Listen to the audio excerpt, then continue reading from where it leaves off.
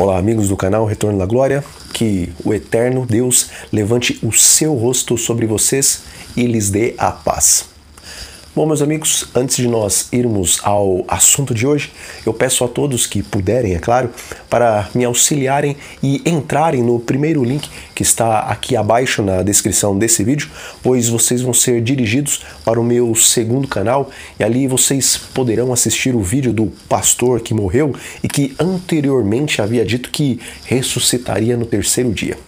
E eu peço que vocês também se inscrevam nesse segundo canal, pois nós sabemos que mais cedo ou mais tarde essas mensagens que são aqui pregadas não poderão mais serem apresentadas nessa plataforma, mas com a monetização deste segundo canal, então esse ministério poderá dar continuidade na pregação do Evangelho através de livros missionários e principalmente o Grande Conflito. Então, aqueles que puderem ajudar, desde já eu agradeço.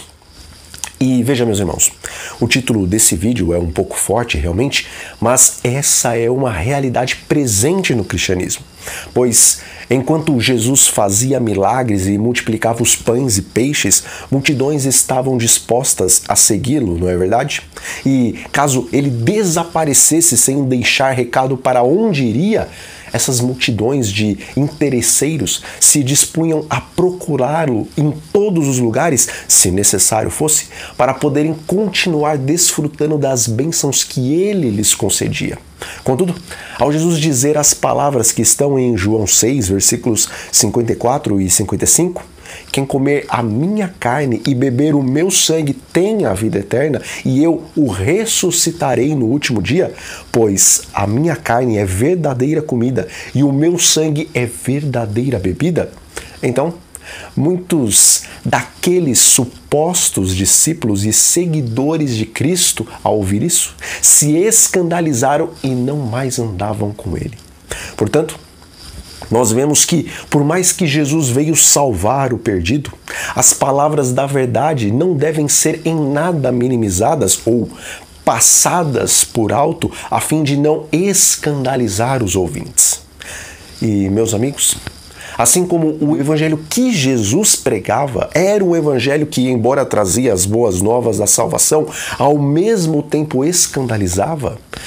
da mesma forma, o Evangelho Eterno, contido no capítulo 14 de Apocalipse, as 3 mensagens angelicais, embora traga uma mensagem de esperança, pois ali fala do juízo daquele que não veio para condenar o mundo, mas sim para salvá-lo, ao mesmo tempo, essas mensagens são extremamente escandalizantes para um mundo cristão que, na verdade, não conhece a Cristo. Bom, eu tenho repetido várias vezes e deixado bem claro que Deus levantou esse movimento profético a fim de pregarmos as 3 mensagens angelicais. Mas eu tenho percebido pelos comentários que existe uma certa dificuldade em saber, em essência, o teor das 3 mensagens angelicais. Portanto, eu vou resumir a primeira mensagem angelical nesse vídeo e em vídeos posteriores eu estarei apresentando as outras 2 mensagens. Portanto, se você não é inscrito no canal, inscreva-se e também ative o sininho para você não perder esses próximos vídeos. E se você já é inscrito no canal, mas ainda não ativou o sininho de todas as notificações, então ative-o para não perder esses outros vídeos que são de suma importância para o povo remanescente. E está escrito: vi outro anjo voando pelo meio do céu, tendo o evangelho eterno para pregar aos que se assentam sobre a terra, e a cada nação, tribo, língua e povo, dizendo em grande voz: temei a Deus e dai-lhe glória, pois é chegada a hora do seu juízo, e adorai aquele que fez o céu, a terra, o mar e as fontes das águas. Apocalipse 14, versículos 6 e 7. Bom, ao lermos que o profeta João viu um outro anjo voando pelo meio do céu, não devemos nesse versículo em especial em entender que esse anjo é um mensageiro das cortes celestiais, mas, semelhantemente ao que está escrito sobre João Batista no Evangelho de Lucas, capítulo 7, versículo 27, na versão Almeida Corrigida e Fiel, que diz: Eis que envio o meu anjo diante da tua face, o qual preparará diante de ti o teu caminho. Então, da mesma forma, meus amigos, esse primeiro anjo de Apocalipse 14 é um enviado do Senhor a fim de preparar o seu caminho para a sua segunda vinda.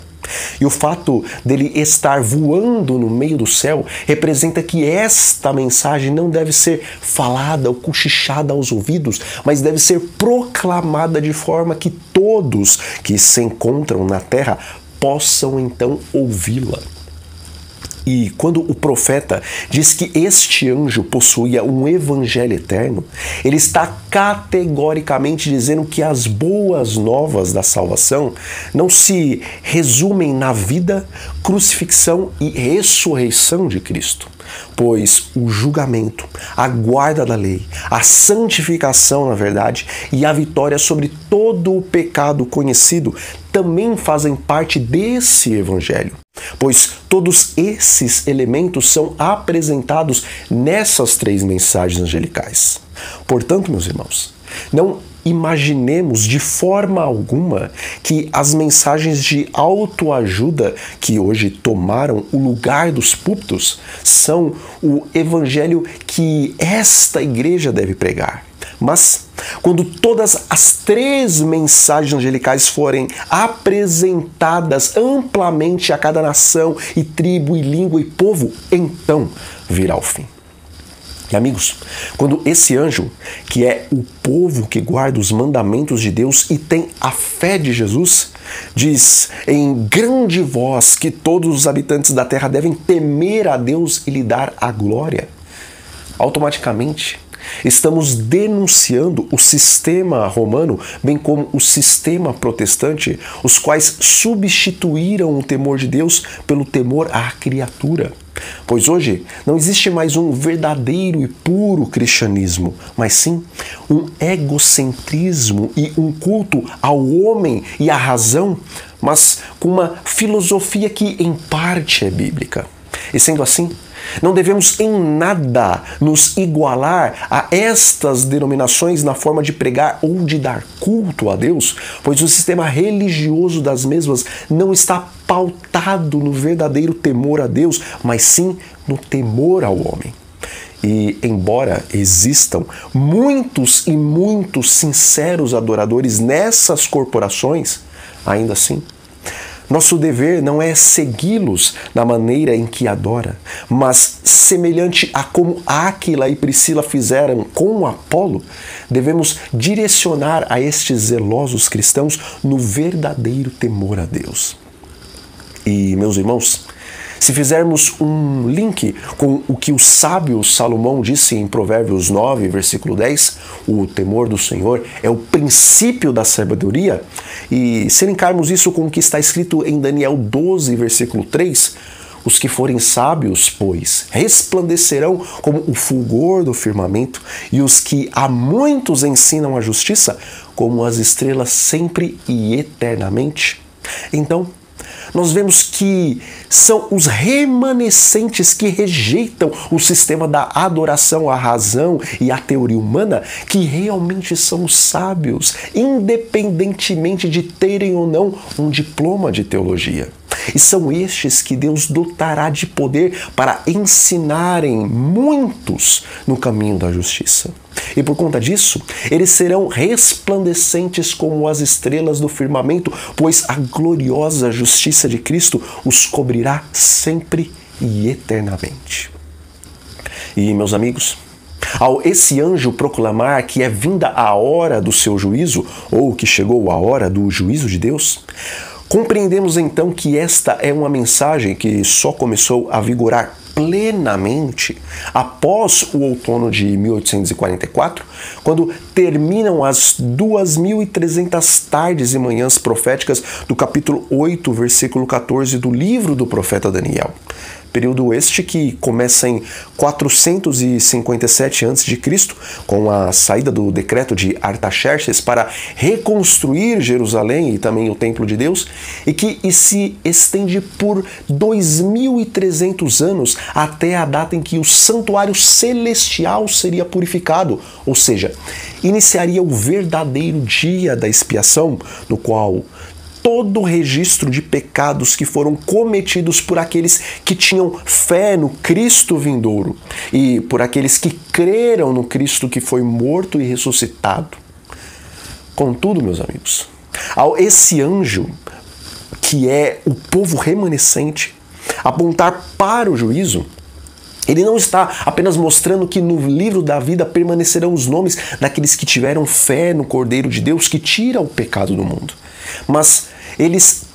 também apontam para a palavra de Tiago, ou as palavras de Tiago, as quais dizem: assim também a fé, se não tiver obras, é morta em si mesma. Isso está em Tiago 2, versículo 17. Portanto, ao apontarmos para o juízo investigativo que se iniciou em 1844, estamos direcionando a mente do povo a compreender que só permanecerão no livro da vida o nome daqueles que, através das suas obras, demonstraram que realmente tinham fé no Cordeiro de Deus que tira o pecado do mundo.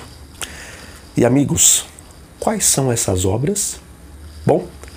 o anjo diz que devemos adorar aquele que fez o céu, a terra, o mar e as fontes das águas. E como essas palavras nos remetem ao quarto mandamento da lei de Deus, fica claro que as obras, as quais os verdadeiros crentes em Cristo fazem, são as obras daquela lei que é eterna, como diz o salmista Davi, pois ela foi escrita com o dedo de Deus em uma rocha, demonstrando assim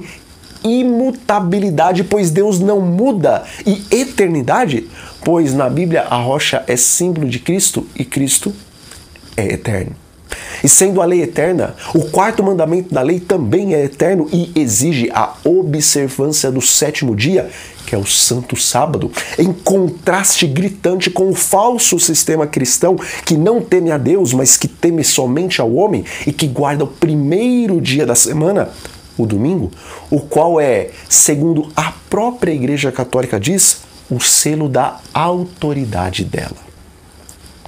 Bom, meus amigos, em resumo, essa é a primeira mensagem que a Igreja Adventista deve urgentemente dar ao mundo. E, posteriormente, eu estarei então trazendo uma explicação sobre a segunda e também sobre a terceira mensagem angelical. Então, nós ficamos por aqui.